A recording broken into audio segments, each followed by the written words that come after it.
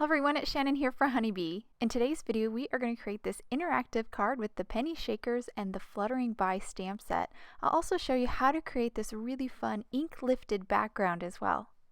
I'm going to start today's card with the Fluttering By Stamp Set. This is a really beautiful set with some great sentiments. I picked out some butterflies from the set and already stamped them onto Bristol paper in Versafine Onyx black ink, which is a waterproof ink. I made sure my ink was really dry, and now I'm going to start to watercolor. I'm going to start by spraying some water down onto my work surface, and I'm going to watercolor my images in with Tombow dual brush pens. I've picked out a really bright pink here, and I'm going to start with my marker to paper coloring kind of the very edges of this wing here with the pink, or at least this wing section with the pink. Once I put some of that color down, I then will pick up a small amount of water with my brush and go over that ink, kind of get it activated and running a little bit, and then move it over that whole section to create a nice gradation. I'm going to repeat this process for this other section of wing here. And once I finish with that section, I'll then move on to a new color. The colors I'm using are on screen so you can follow along. I moved on to kind of a corally red. Again, started with my marker to paper, and then with a small amount of water on my brush, I kind of blended that color out. For this next section, I'm going to do a combo. I have an orange and a yellow. I placed it on either end, and then I just blended with my damp brush the transition between the orange to the yellow. For this tiny little ribbon of the wing, I just used a little bit of blue, and now I'm going to do the body in a black. Same again, started with my marker to paper and then blended it out. I repeated the process for the other half of the wing, and now I'm going to move on to another butterfly. I'm using the same combo of colors here, but in different kind of places. On this butterfly, I started with the red on the wings. Then I'm going to color kind of this heart-like section with the pink, and then I used my yellow-orange combo kind of in the similar place that I did for the first butterfly. I then filled in those little kind of dot details on the wing with the blue, and then colored the body in black. For my last butterfly, again, I'm going to use the same combo of colors. I think it just keeps everything looking very cohesive on the card.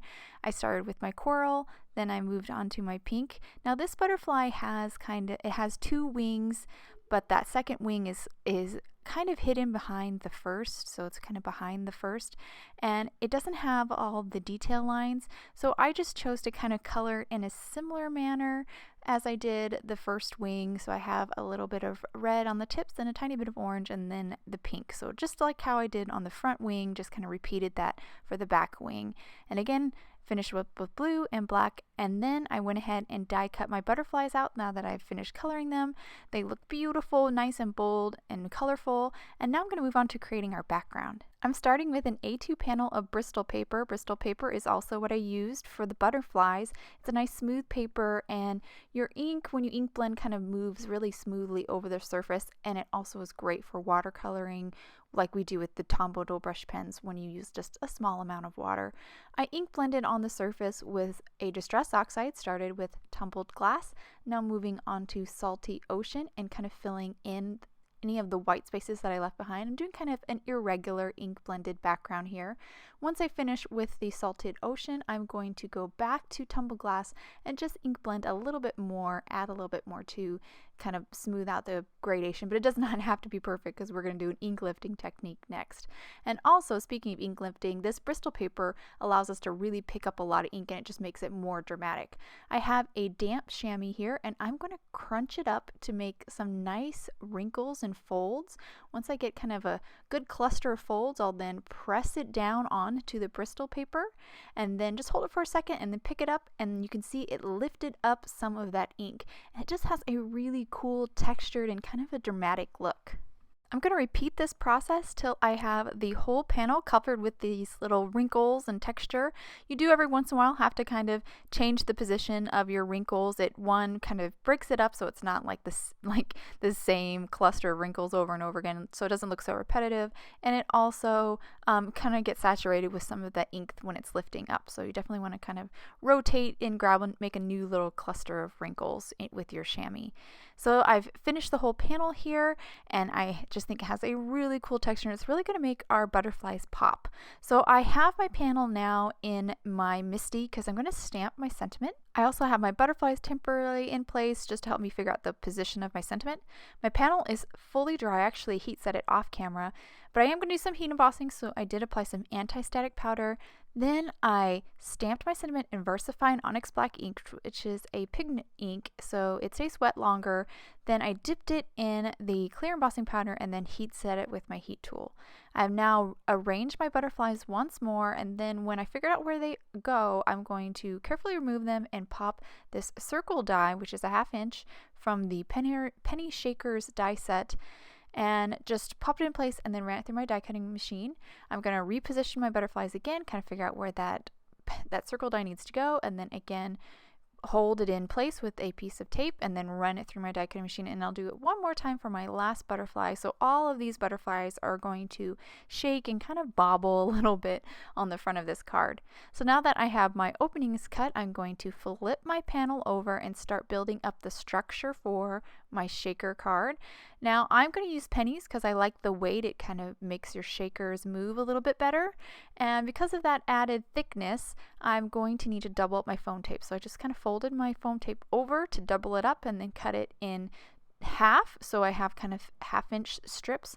You definitely want to kind of go around you get as much foam tape on there as you can, but you want to save a good at least 1 inch diameter around your circle opening so that penny has room to kind of wiggle and move back there.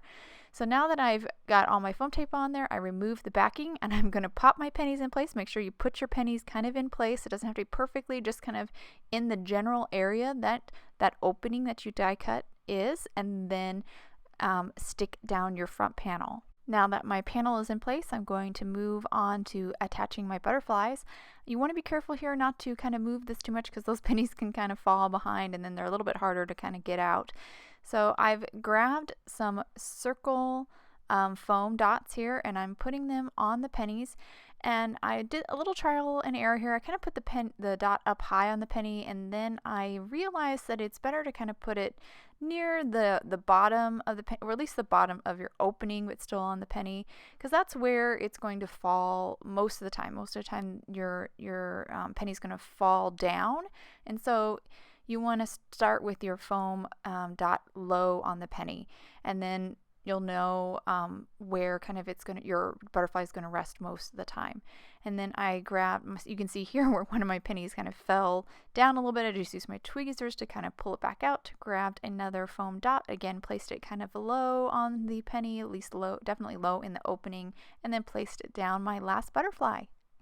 And once I stick that butterfly down, this card is done. I'll give it a little shake here so you can see how those butterflies kind of really can move and kind of wobble within that little shaker that we created. Really simple to do, and I think it's a really fun surprise because just by looking at this card you can't really tell that this has any moving elements. You don't get to tell until you kind of hold the card yourself and kind of move it around yourself. And I really think the background makes these butterflies just pop. It's such a fun and easy background and works with any distress inks or distress oxide. So definitely a fun background technique you can try out with different colors. I hope you guys enjoyed today's card and video. If you'd like any more information on the products I use, please head over to Honeybee Stamps. Thank you so much for watching, and I hope you guys have a wonderful day.